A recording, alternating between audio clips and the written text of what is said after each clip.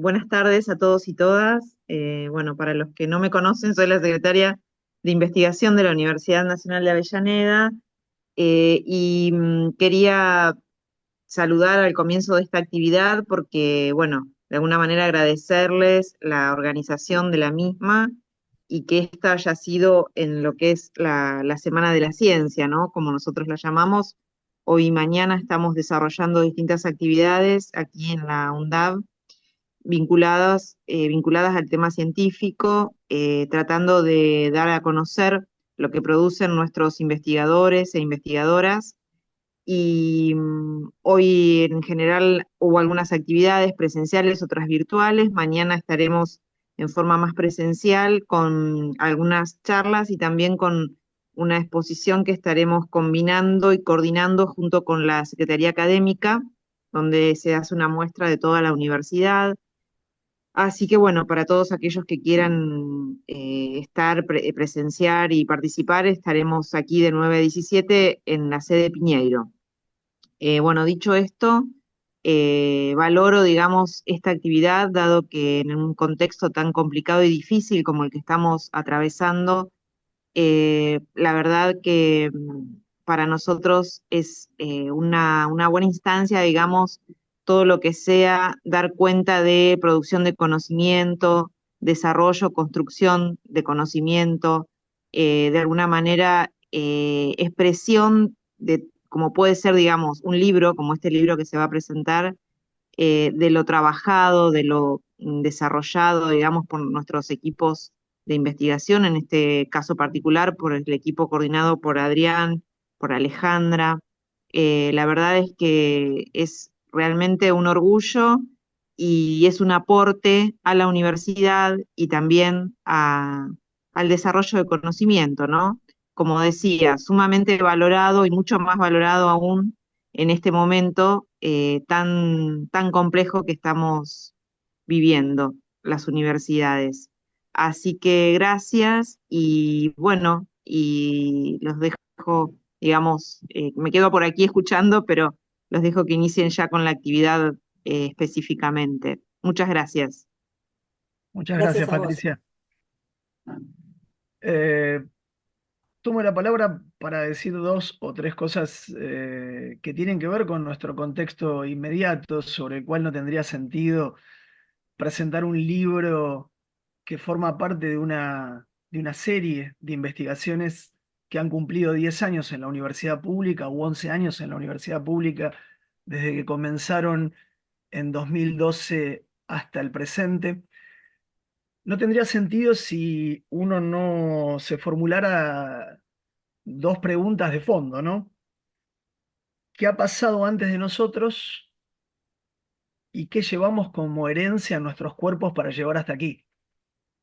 Cuando digo qué ha pasado antes de nosotros y qué llevamos como herencia, implico directamente problemas que hacen a la memoria y la investigación tanto aplicada como la investigación básica en nuestro país han dado respuesta a esa historia de la memoria, tanto en los ámbitos de la universidad pública, nacional, federal, gratuita, como el ámbito de las instituciones ligadas a la universidad dedicadas al campo de la investigación. Lo que se juega en esa pregunta, ¿qué ha pasado antes de nosotros y qué llevamos como herencia hasta acá? Es, bueno, ¿qué modelo de país estamos pretendiendo? ¿Qué modelo de nación estamos pretendiendo? ¿Cómo podríamos imaginar una Argentina sin el desarrollo de investigación básica en las universidades, sin investigación aplicada en los centros de investigaciones científicas y técnicas, sin que se ejecuten las becas del SIN para el desarrollo de la investigación, sobre todo de la investigación naciente que tendría que estar distribuyéndose en estos días en la Argentina? Entonces, no puedo imaginar una universidad pública sin investigación, en primera instancia. No creo que la universidad sea posible solamente con el trabajo en las aulas. Creo que es una tarea de la universidad pública nacional, federal y gratuita en su historia producir por lo menos tres cosas. Una es la transmisión de conocimiento, la otra es la imaginación, invención sobre el porvenir que está colocada permanentemente en la investigación, y la tercera, fundamentalmente, es el anclaje con los territorios, las comunidades, los espacios con los cuales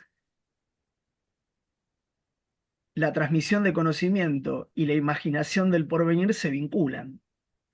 Entonces, no me imagino una universidad sin estas tres dimensiones, sobre todo en una conversación reciente con algunos militantes políticos. Me decían, bueno, algunas universidades han tenido que cumplir una tarea desesperada, que no es la que requieren, que es generar comedores para poder colaborar con la situación desesperante alimentaria. Bueno, esta no es una función de la universidad y sin embargo cuando la universidad deja sus funciones primarias para realizar esta, es porque un Estado está completamente ausente en nuestra herencia argentina.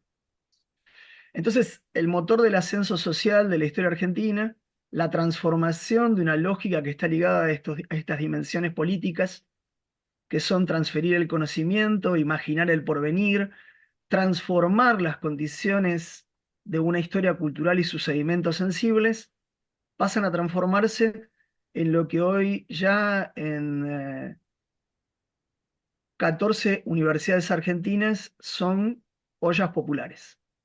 Y efectivamente esto es una falencia enorme de un vaciamiento del Estado hasta aquí. Esa es la primera palabra en la que quiero colocar esto porque la marcha del día de ayer fue conmovedora a nivel nacional, es la segunda marcha importante que fogonea el territorio argentino y tiene que ver evidentemente con algo que nosotros hemos trabajado en esta universidad pública situada en el territorio de Avellaneda y vinculada a una trayectoria política específica, que es haber enmarcado nuestro proyecto en una pregunta sobre los pueblos, las huellas del dolor en estos pueblos, la relación de estos pueblos con la tierra y la vinculación de estos pueblos, el dolor y la tierra con el despliegue de las lenguas. Es decir, nos hemos planteado a lo largo de 12 años de investigación en un equipo que se fue consolidando, desarrollando investigación interna en la universidad y ligado al desarrollo del Centro de Investigaciones en Estéticas y Políticas Contemporáneas Latinoamericanas y a la maestría en Estéticas Contemporáneas Latinoamericanas, estos problemas que son de fondo al campo de la investigación en el dominio de las culturas en plural, de las artes en plural, de las comunicaciones en plural, de las lenguas en plural, de los pueblos en plural. Y digo de los pueblos en plural porque como nunca en este momento de la Argentina, cuando uno revisa un censo de pobreza sobre las grandes ciudades, que es apenas un porcentual, se da cuenta que los pueblos en plural no están en ese número abstracto. Los pueblos en plural están fundamentalmente en los territorios de solidaridad, en los territorios comunales, en las experiencias de estrategia de resistencia, en los vínculos comunitarios que permiten que de alguna manera comunidades bajo la línea de pobreza sigan insistiendo y sobreviviendo en un país desfinanciado de punta a punta como el nuestro. Y eso nos muestra algo importantísimo. No hay hoy todavía la idea de un pueblo unificado, sino una multiplicidad de pueblos activos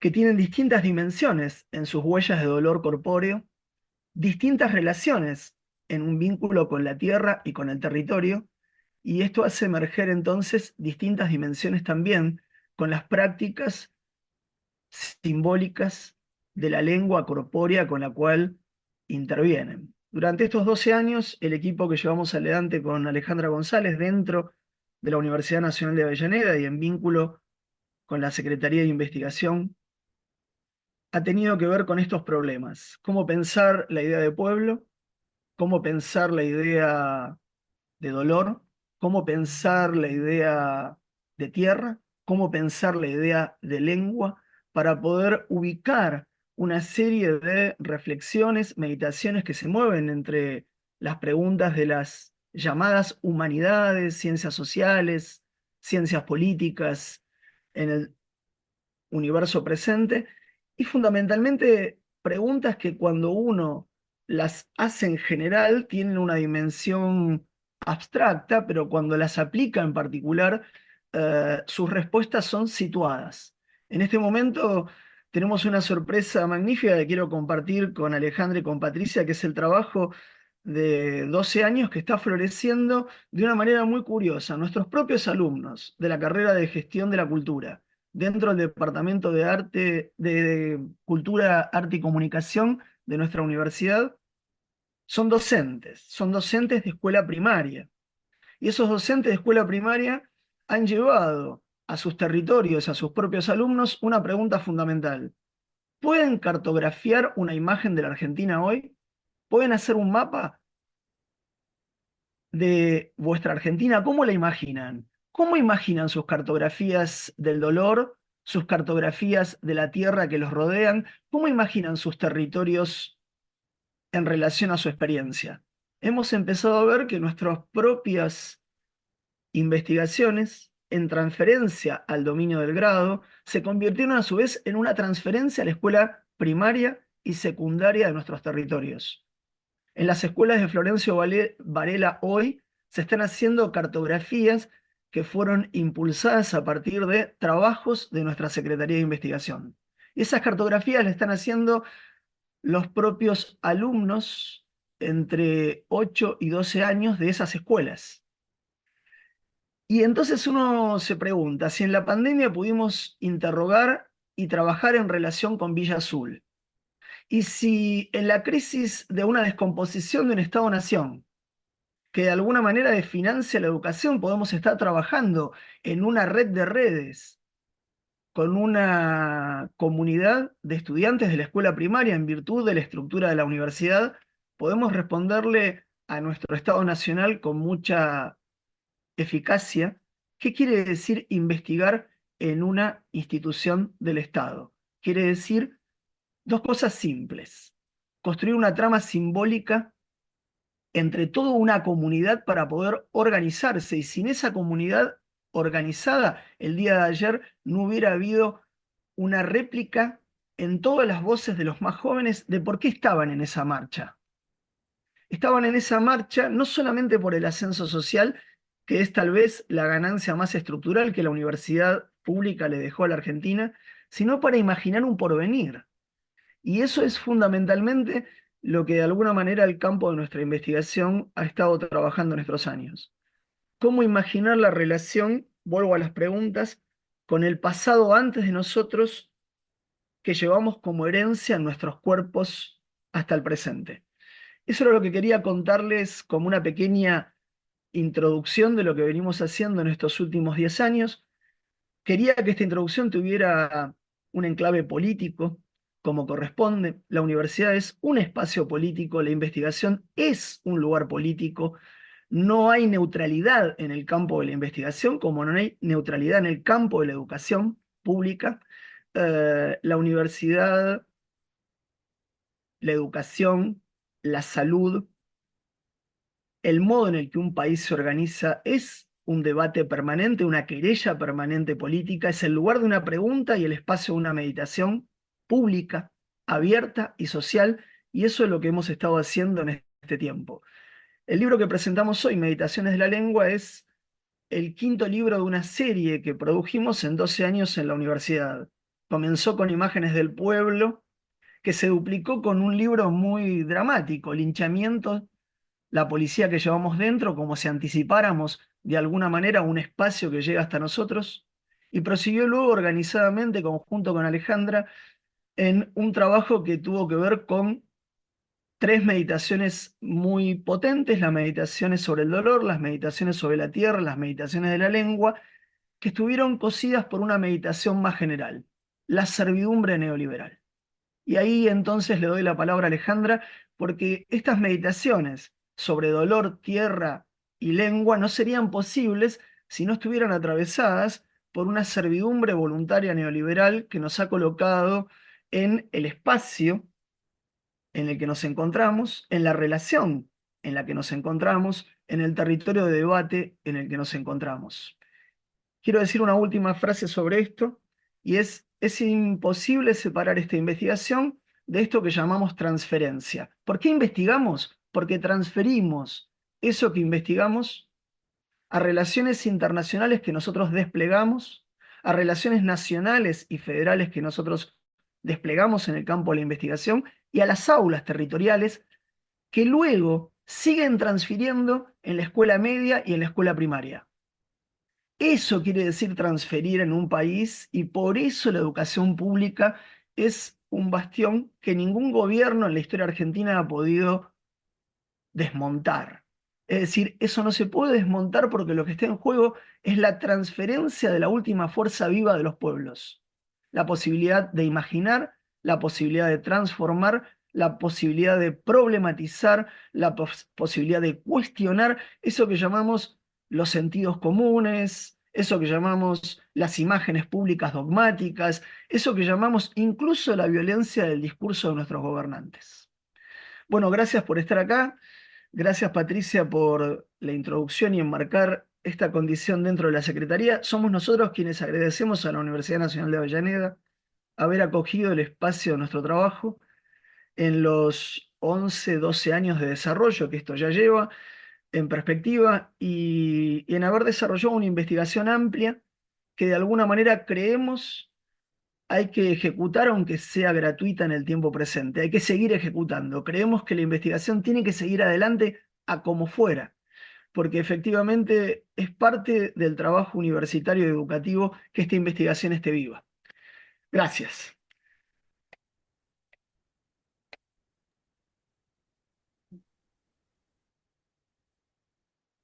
Bien, me gustaría retomar esto que decía Adrián, solo en un sentido. Eh, por supuesto, todos estuvimos en la marcha ayer y queremos promover los sueños de ascenso social de todos aquellos que vienen a la universidad, y yo también soy primera generación de universitarios en mi familia, así que lo comprendo perfectamente, pero una universidad es mucho más que la formación de profesionales. Y la clave está, como lo sabés bien, Patricia, en la investigación, porque la investigación es la que plantea los problemas a partir de los cuales se suscita eso que se llama pensamiento crítico, que vaya a saber qué es, pero en todo caso tiene que ver con ir con los botines de punta contra el sentido común y con las formas hegemónicas de un pensamiento que ya está cristalizado y acabado. Entonces, lo que nos propusimos en estas trilogías, de las que después se fueron desprendiendo otros textos más coyunturales, fue pensar algunas cuestiones que se dan por sentadas o que no habían sido lo suficientemente problematizadas, nos parecía a nosotros, en términos de un pensamiento situado nuestro americano. Y de ahí que nos preguntáramos una vez más, dentro de una teoría filosófico-política y estética, qué es un pueblo y cómo son las imágenes que dan cuenta de ese pueblo, que luego trabajáramos activamente tratando de relacionar esa noción de pueblo con la de dolor y sufrimiento. Hicimos un trabajo de desplazamiento semántico, de búsqueda de figuras que pudieran dar cuenta de la diferencia entre el sufrimiento y el dolor, porque es eso lo que está ahí en el núcleo, muchas veces en el corazón de eso que se llama el pueblo, de los sin parte, de aquellos que han quedado de algún modo desvinculados de la repartición del poder. Y ahí la diferencia entre el sufrimiento y el dolor era la potencia del dolor, ¿no? Y su potencia, digo, en el sentido de su capacidad de transformación, ¿no? Su capacidad de transformación de lo real mismo. El sufrimiento es algo más vinculado a lo imaginario y a lo narcisístico, y el dolor lo vimos así como esa potencia de cambio que permitía pensar entonces en una dimensión distinta de lo que sería las lenguas y de el modo en que se puede pensar la Tierra en tiempos de ecocidio, ¿no?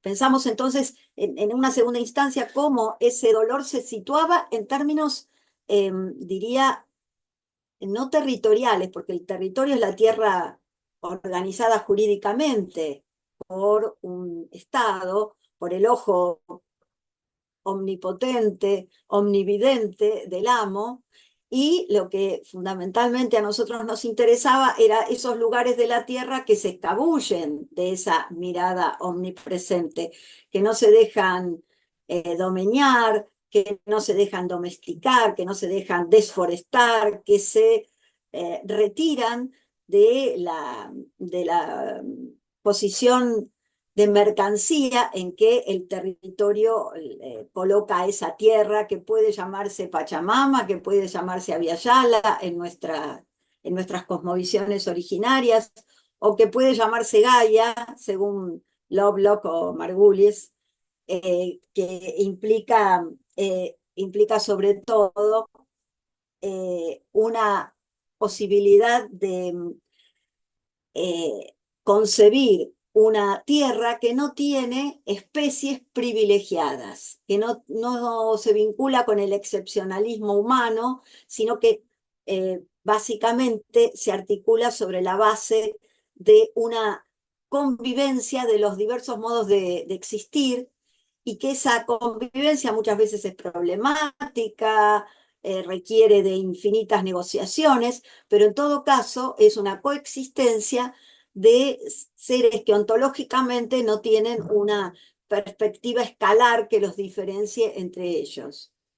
Y entonces ese dolor situado en una tierra muchas veces lastimada, horadada, explotada, convertida en mercancía, en esta mirada de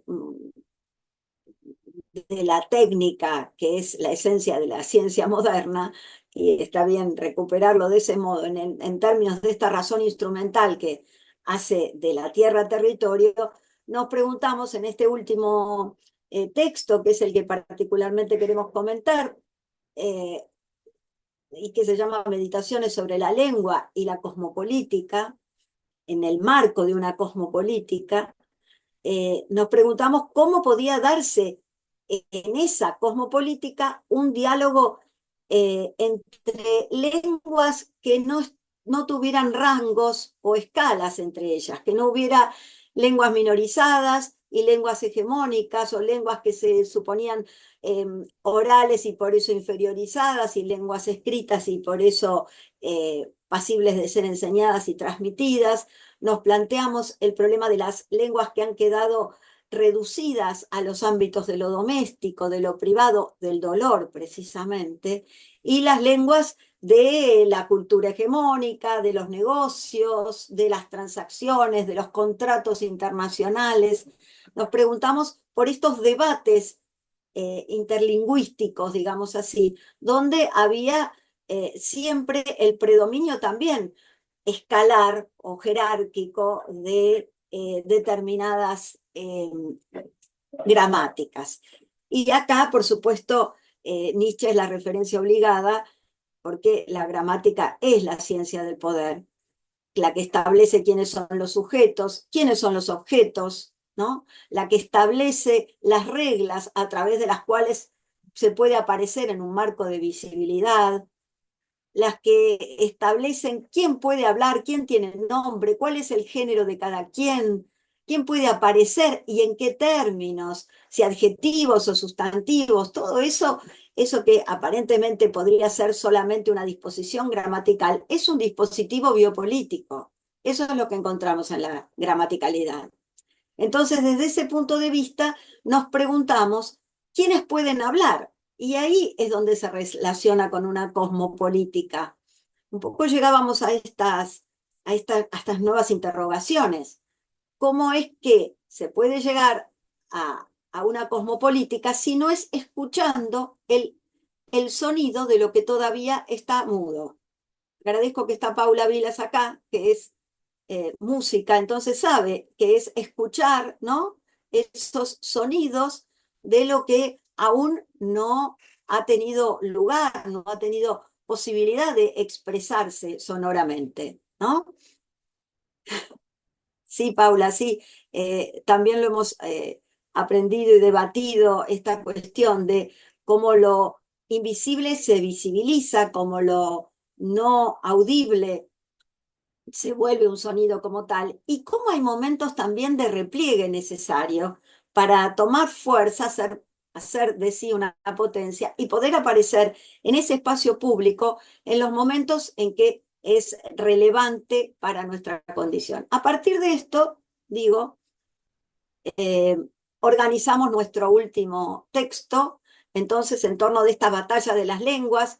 Nos fue muy interesante invitar a varios autores y también a varios estudiantes de la maestría que ya son o están en vías de ser magíster para que intervinieran en este texto. Eso también forma parte de un trabajo de investigación, ¿no? Las relaciones con otras universidades, las relaciones de formación de los propios estudiantes que en el debate, en la comunidad de debate y de investigación que armamos, pueden tomar su propia palabra. Y es en ese contexto en donde pudimos plantear una historia del guaraní, una historia de las lenguas minorizadas, el papel de las gramáticas misioneras, la forma en que habían establecido la diferenciación entre las lenguas gramaticales y las consideradas agramaticales, el problema de las intrusiones de estas lenguas minorizadas en las lenguas dominantes, como fue el español en la época de la conquista, el lugar, o el portugués, ¿no? El lugar en que eso se va articulando, el modo en que, podríamos decir, el tupinambá entra en el portugués de mi tío Yaguareté, de Guimarães Rosa, o en Gran Sertón Veredas, digo en términos de la literatura, porque la literatura y las artes en nuestra América mucho tienen que ver con estas irrupciones de lo minorizado en ese campo de la aparición y de la visibilización. Pero digo, tienen un ritmo propio, ¿no? Aparecen y luego se invisibilizan porque en el secreto se puede guardar el tesoro de la lengua mucho más. Y eso es una poética.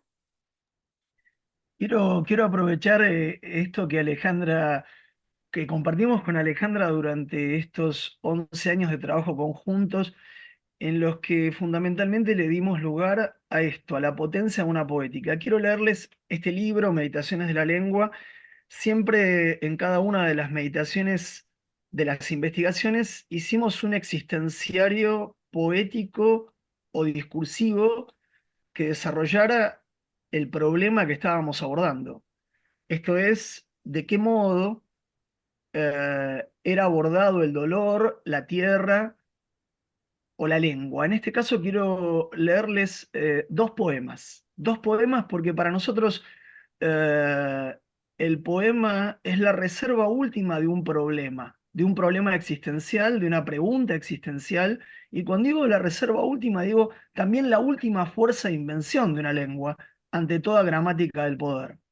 El primero que quiero leerles va muy a cuento de nuestros días, se llama Oración para esperar el colectivo. Si lo tuviera que leer en lengua originaria, tendría que leerlo en mapuche. Y efectivamente haría difícil esta escucha, pero en el libro está bilingüe. Está en mapuche y en español traducido por su propia autora, Liliana Ancalao. Señor de los desamparados, que esperan el colectivo. No permitas que se apague esta llamita, defendida a puro sol sobre la escarcha. Que el colectivo venga pronto, pues la espera amontona cenizas en la frente. Y tengo que apalearlas y hacer señas y asomar los ojos a la ruta, aunque las venas duden, tironeando. Señor de los desamparados, que no pase de largo, como si yo no fuera capaz de andar descalza, como si yo no fuera propensa a la ternura, como si fuera una chapa, un poste, nadie nada, y que no venga lleno, señor, porque se salen con la suya, entonces patas y empujones.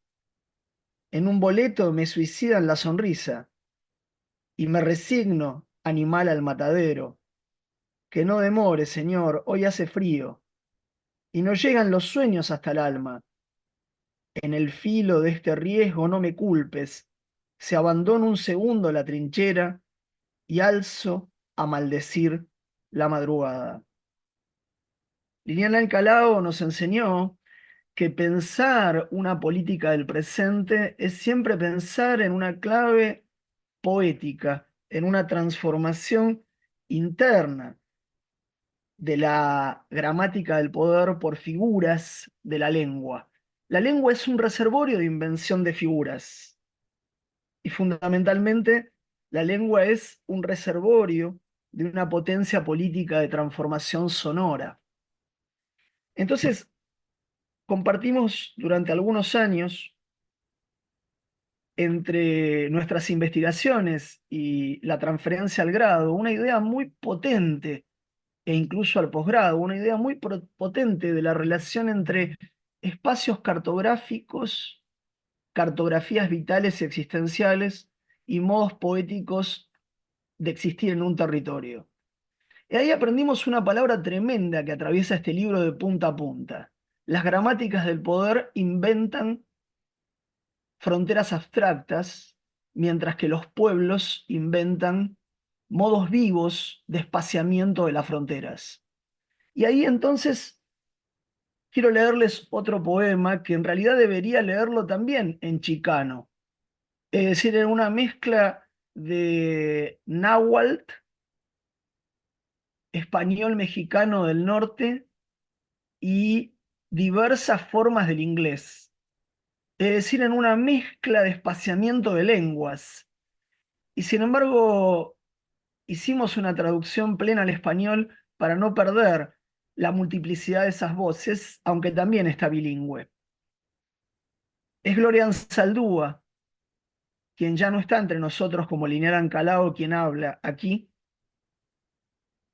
en un libro extraordinario que se llama Borderlands, la frontera de New Mestiza, en la que dice lo siguiente: vivir en la frontera significa que tú no eres ni hispana, india, negra, española, ni gabacha, eres mestiza, mulata, híbrida, atrapada en el fuego cruzado entre los bandos mientras llevas las 5 razas sobre tu espalda, sin saber para qué lado volverte, de cuál correr. Vivir en la frontera significa saber que la India en ti, traicionada por 500 años, ya no te está hablando. Que las mexicanas te llaman rajetas. Es tan malo como haber negado a la india o a la negra. Cuando vives en la frontera, la gente camina a través tuyo. El viento roba tu voz. Eres una burra, buey, un chivo expiatorio, anunciadora de una nueva raza. Mitad y mitad, tanto mujer como hombre, ninguno. Un nuevo género, mitad y mitad, un nuevo género. Vivir en la frontera significa poner chile en el borscht, comer tortillas de maíz integral, hablar Tex-Mex con acento de Brooklyn, ser detenida por la migra en los puntos de control fronterizos. Vivir en la frontera significa que luchas duramente para resistir el elixir de oro que te llamas desde la botella, el tirón del cañón de la pistola, la soga aplastando el hueco de tu garganta. En la frontera, tú eres el campo de batalla. Tú eres el campo de batalla, donde los enemigos están emparentados entre sí. Tú estás en casa, una extraña. Las disputas de límites han sido dirimidas. El estampido de los disparos Ha hecho trizas la tregua. Estás herida, perdida en acción, muerta, resistiendo. Vivir en la frontera significa el molino con los blancos dientes de navaja que quiere arrancar en tiras tu piel rojo oliva, exprimir la pulpa, tu corazón, pulverizarte, apretarte, alisarte, oliendo como pan blanco, pero muerta. Como pan blanco, pero muerta. Para sobrevivir en la frontera, debes vivir sin fronteras, ser un cruce de caminos. Sobre esto trabajamos, mis queridos, mis queridas que están aquí hoy. Trabajamos fundamentalmente sobre esas preguntas. ¿Qué ha pasado antes de nosotros y qué llevamos como herencia en nuestros cuerpos para poder construir de determinada manera o modo una lengua? Una lengua que no es solamente dominio del saber y del poder, sino sobre todo una potencia de resistencia. Para Alejandra y para mí, durante estos años, el poema fue una de las últimas reservas de una lengua de resistencia. ¿Y por qué le dimos lugar al poema en las humanidades, en las ciencias sociales, en las ciencias políticas? Porque el poema es un conjunto de sedimentos entre lenguas, siempre políticos, que plantean la creación de nuevas figuras para un nuevo reparto sensible de los pueblos sin voz. Entonces, cuando en lengua mapuche Ancalao se pregunta en la espera de la parada del colectivo, o cuando en The New Mestiza, Borderlands, la frontera, escuchamos la voz de una mujer entre balas, que a su vez duda de su territorio, de su género, de su raza, de su posición en la lengua para recrearla completamente en la resistencia, en la supervivencia.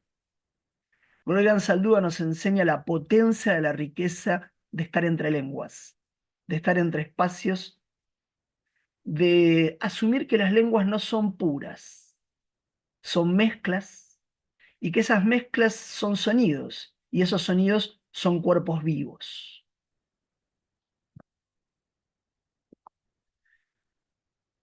Ale, querida.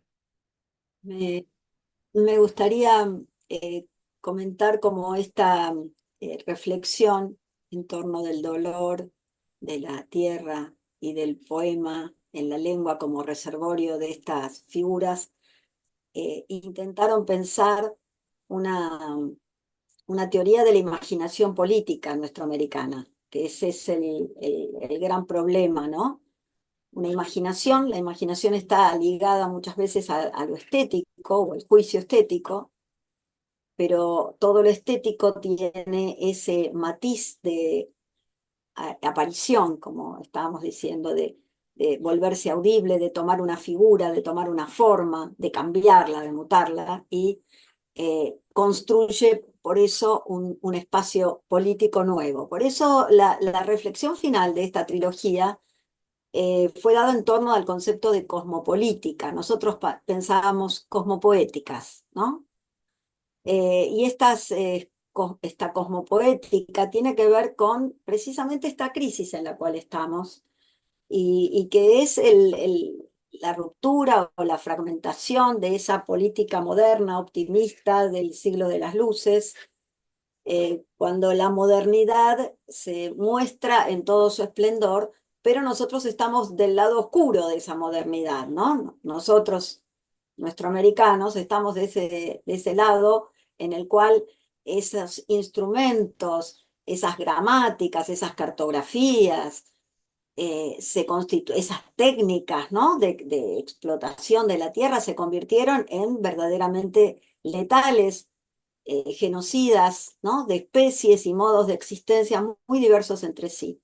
Entonces, la política moderna es aquella elaborada por el blanco eurocentrado que imagina una política parlamentaria, representacional.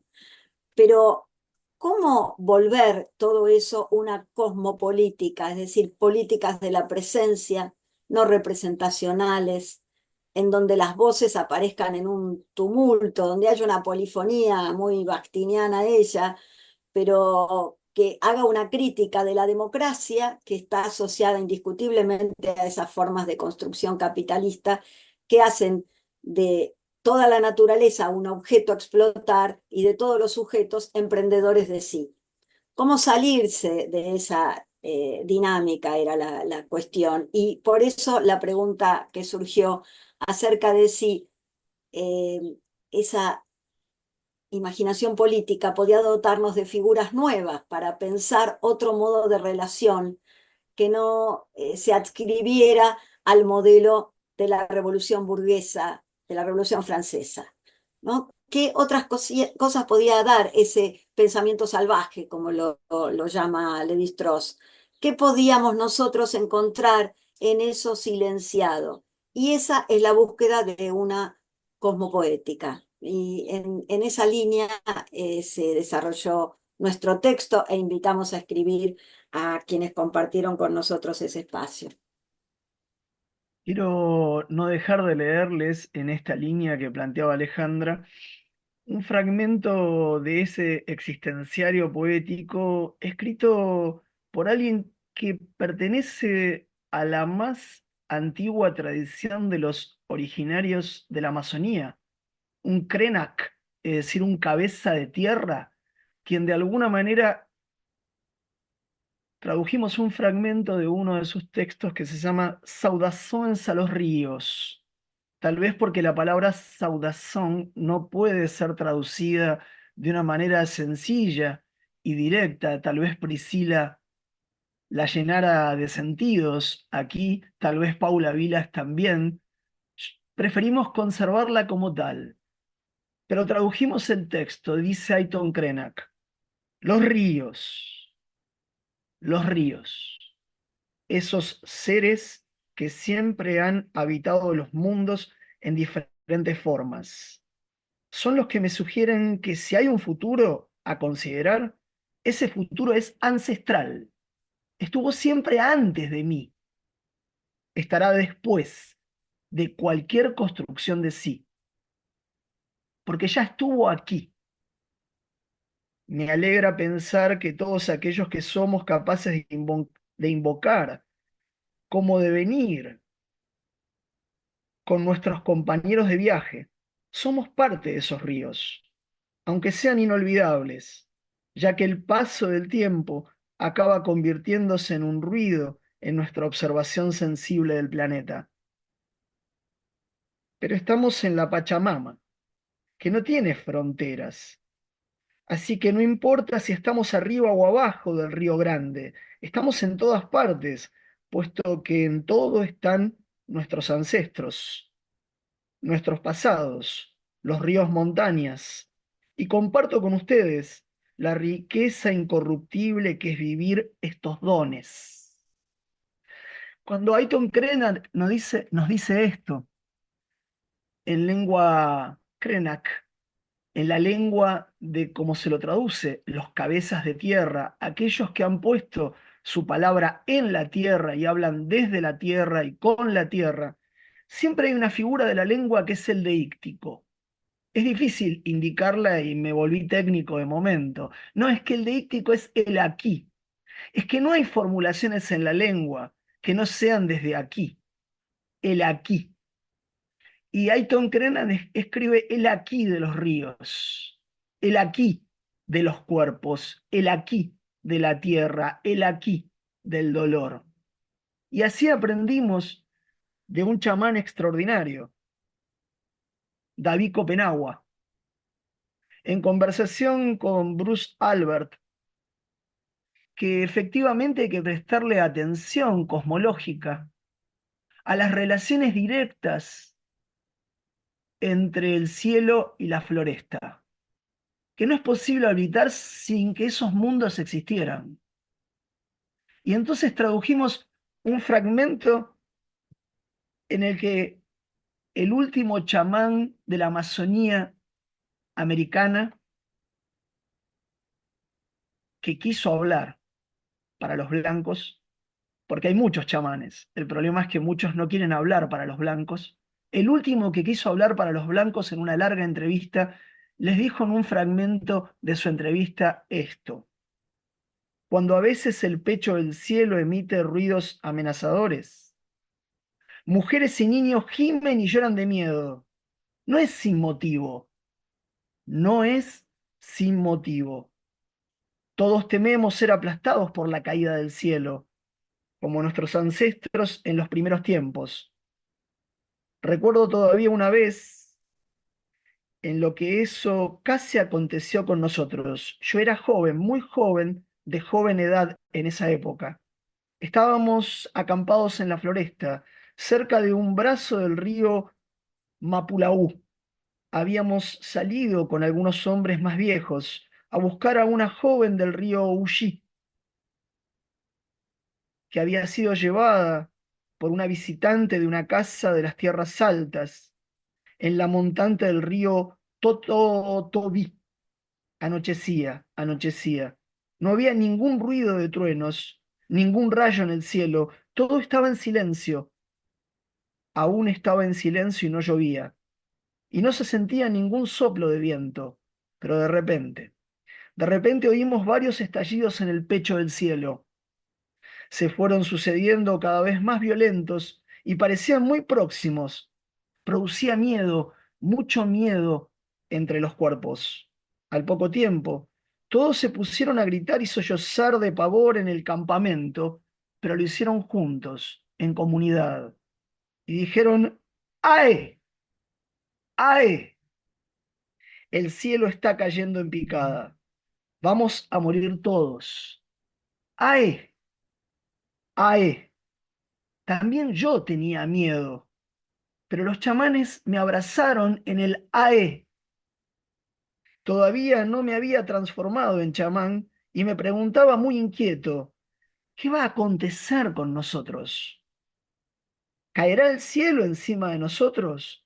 ¿Vamos todos a ser arrojados hacia el mundo subterráneo?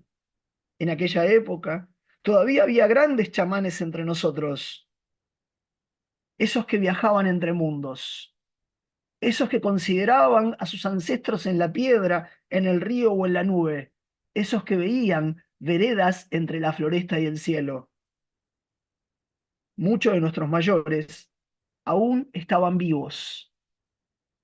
Entonces, varios de ellos comenzaron a trabajar juntos para asegurar la bóveda celeste. Por eso importan los mayores, porque trabajan juntos para asegurar la bóveda celeste. En el tiempo antiguo, sus padres y abuelos le habían enseñado este trabajo a ellos. Antes de nosotros hubo otros mayores que nos habían enseñado ese trabajo en una ronda y en un grito: ¡Ae! ¡Ae! Y ellos, los mayores, fueron capaces de impedir la caída. Así, después de algún tiempo, la tormenta se calmó y yo me convertí en chamán. Y ahora les hablo a ustedes. Cuando pudimos leer las palabras de David Copenagua en su lengua y poder traducirla a la nuestra, comprendimos que ahí había una implicación política directa para nuestro presente. Y no quiero dejar de decir esto. Mientras los miércoles se apalean en las plazas a los jubilados, es por ellos y en las tramas de ellos, como dice el chamán, que se construye el sostén de la relación entre tierra y dolor para evitar el porvenir. Ayer escuché a alguien de 80 años que iba al lado de un joven y le decía: estoy acá con él porque nosotros ya pasamos por esto, ya vivimos esta experiencia y sabemos de qué se trata la insistencia y el resistir. Quería contarles esto porque en las meditaciones de una lengua siempre hay implicado un problema político inseparable de la invención de figuras de un régimen estético. Y en ese problema político siempre hay la invención de figuras para resistir, para inventar, para recrear. Y recuerden que las preguntas que siempre nos llevaron a trabajar juntos con Alejandra y los equipos que nos fueron rodeando equipos de investigadores de universidades nacionales, equipos de la maestría en formación y formados, equipos de estudiantes. Fue, ¿qué ha pasado antes de nosotros? ¿Qué llevamos en nuestro cuerpo como herencia? Tal vez con estas preguntas todavía podemos ir a una marcha nueva. Quería contarles esto y agradecerles en esta hora que nos acompañaron y abrir si ustedes desean alguna pregunta, alguna reflexión, alguna idea. Les hicimos pasar no textos académicos, que también forman parte de estas publicaciones, sino el germen de la fuerza viva de textos poéticos que guardan la potencia de una musicalidad e invención de figuras de la lengua con la cual imaginamos y resistimos para inventar un porvenir. Y tomo la palabra de Alejandra. Una universidad no forma profesionales para la obra, forma, sobre todo, gentes capaces de imaginar lo que vendrá. En un tiempo que cambia a la velocidad extraordinaria del nuestro, el ahora es siempre el porvenir que vendrá. Por lo tanto, ¿cuál es la tarea de nuestras aulas, queridos, queridas? Imaginar. Imaginar porvenires. Y la tarea de una universidad rica y de una investigación rica es imaginar porvenires. Podemos dar respuesta a las coyunturas, pero hay que imaginar porvenires. Podemos dar respuesta a la necesidad profesional, pero hay que imaginar la gestación de porvenires, no solo la gestión de lo que tenemos. Porque si le hacemos caso a que no hay nada para repartir, a nuestro sistema representativo de hoy, lo que hay para repartir es nada, y por lo tanto no había ni investigación, ni educación, ni salud, ni ningún movimiento en la escena pública de nuestra tierra. No habría nada que repartir, habría inmovilidad. Ante eso les decimos, la universidad está para imaginar, la investigación está para imaginar, y esa es la clave política con la que trabajamos en una universidad territorial como la Universidad Nacional de Avellaneda durante estos años conjuntamente con Alejandra. Inicialmente, incluso este fue un trabajo interdepartamental. Este fue un trabajo entre departamentos. El departamento de arquitectura y el departamento de cultura trabajaron juntos en estas ligazones y en estas preguntas. Y fue un trabajo entre centros que se fueron conformando, entre los centros del departamento de arquitectura y los centros del departamento de cultura.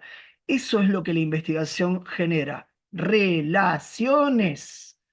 Relaciones hacia afuera y relaciones hacia adentro. Relaciones pensadas y relaciones impensadas. La más fabulosa relación impensada es que nuestros alumnos de grado de gestión cultural hagan cartografías como nosotros las investigábamos, pero con alumnos de la escuela primaria hoy, que se preguntan qué es vivir en mi barrio. Bueno, no sé si con esto podemos abrir a quienes están escuchando alguna palabra, alguna pregunta.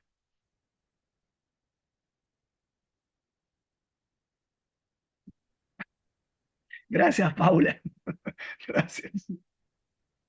Gracias, Paula, y gracias a todos, porque sé que tenemos una hora justito y se acaba el Zoom, pero agradecer que hayan estado y seguiremos trabajando en esta Cosmopoéticas junto con todos nuestros compañeros en esta comunidad de la Universidad de Avellaneda. Gracias a todos. Gracias a todos y todas.